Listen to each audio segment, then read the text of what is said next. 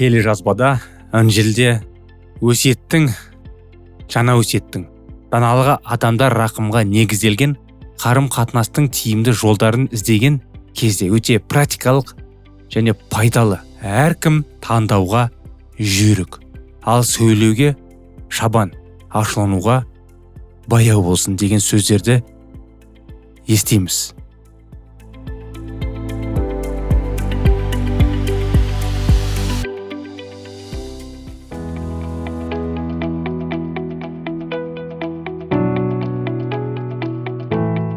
Армысыздар, сәлеметсіздер ме?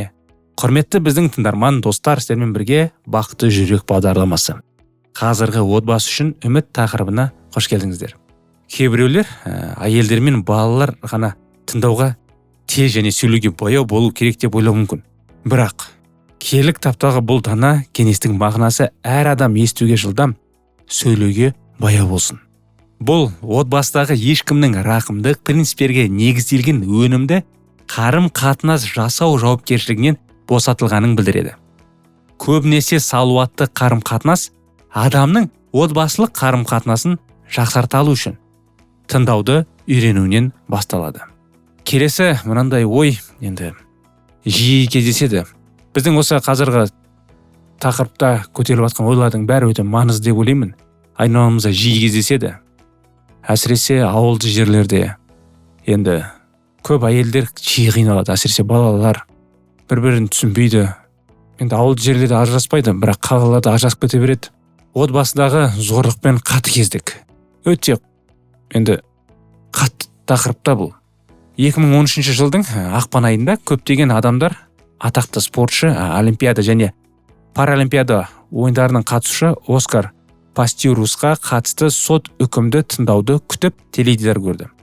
Ол өзінің құрбысы Рева Стинкампты олар ортақ пәтерде атып өлтірген үшін кінәлі деп аталады. Спортшы оны қателесіп, қарақшы деп қабылдағанын айтты. Зорлық-зомбылық қазір біздің қоғамды шарпығының және әр секунд сайын әлемде газеттердің бірінші беттерінде жазылмайтынын көптеген оқиғалардың орын алатынын растау үшін алысқа іздеудің қажеті жоқ. Отбасылар қатыгездіктің салдарынан зардап шегеді. Өйткені көптеген адамдар өз пікірлерін дәлелдеудің негізгі құралы ретінде дөрекі күшті таңдайды.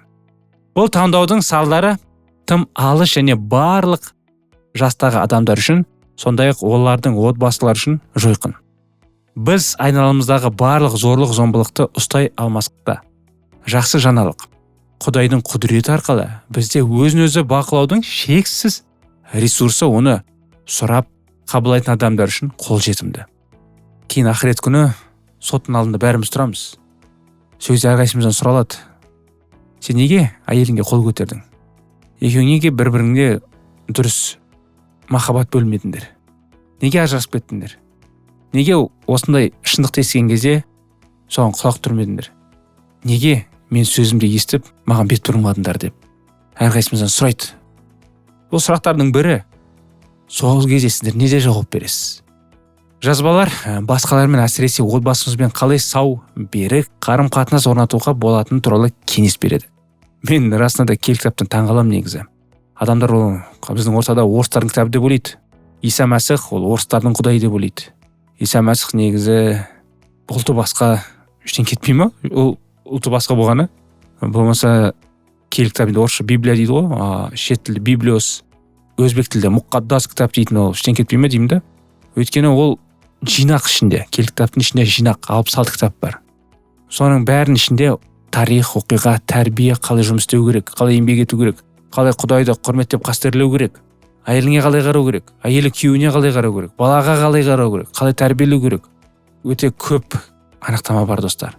Бірақ біз оны одан алыстаймыз ғой өзімізді. Оған беріліп кетеміз деп киелі кітапты қолға алсақ. Біз дұрыс емес жолға түсіп кетеміз деп. Онда жалған анықтама көп, оның ішінде дұрыс емес көп нәрсе өзгертілген деп. Біз қолымызды оқып көрсек, достар, өкінбейсіздер.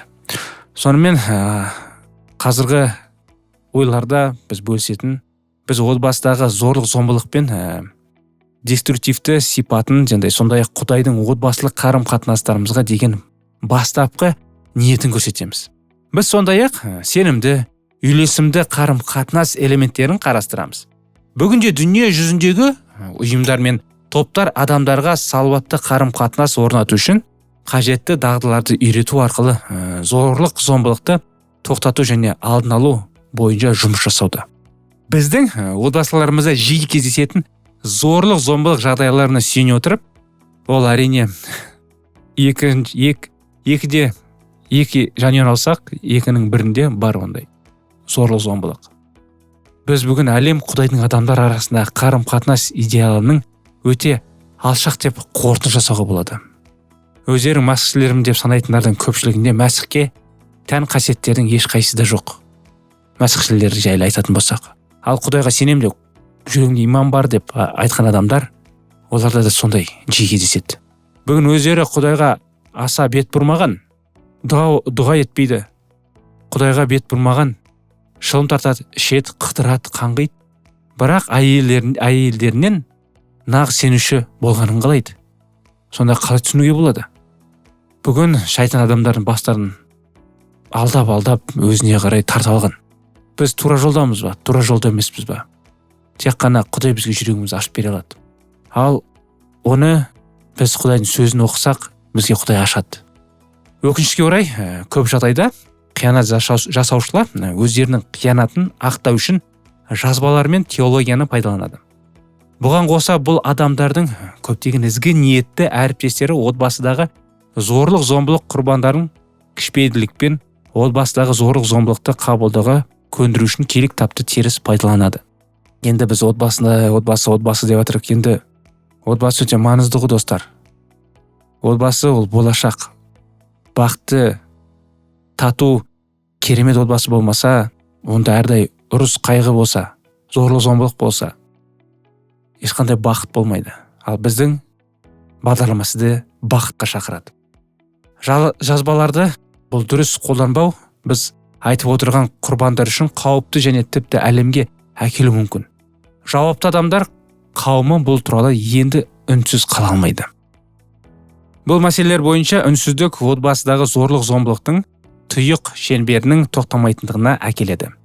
Өзгеріске әкеледі. Әрбір қауымдастық, әсіресе қауым отбасыларға зорлық-зомбылық мәселесін жоюға және балалар, жасөспірімдер мен ересектер үшін салауатты ортаны құруға көмектесу үшін күш салу керек.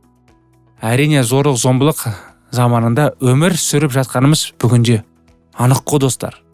Дұрыс қой, анық. Бұны мен өзім талай жанұяны білем. Мен тыңдап жатқан тыңдарман достар, сіздер де көп адамдар білесіздер. Сонымен қаншама адам бар екен? Өте көп. Қазір біздің өкімет кішкене, енді білмеймін, осыған қабылдады ма, қабылдаған жоқ па? Қазір әйелдеріне қол көтеріп, енді қиындық жасаған жағдайда ешкім ештеңе істей алмайды ғой. Өкімет ештеңе істей алмайды. БТУХ деген сондай заң бар, болды. Заң деген енді солай сөзді БТУХ дейді, ештеңеге кіріспейді ешкім. Ал әйел өкінішке орай қиналады ол жанұяда. Қазір енді өкімет оған қарсы, сондай қатынастарға қарсы бір нәрсе қабылдады ма, енді қабылдайын деп жатыр ма, сондай жақында бір жаңалық естігем. Отбасыдағы зорлық-зомбылық мәселесі музыка, кескіндеме және әдебиетте қарастырылады. Ал біздің жүректерімізді қатты тебіренетін істер әйелдер мен балаларға қатысты істер.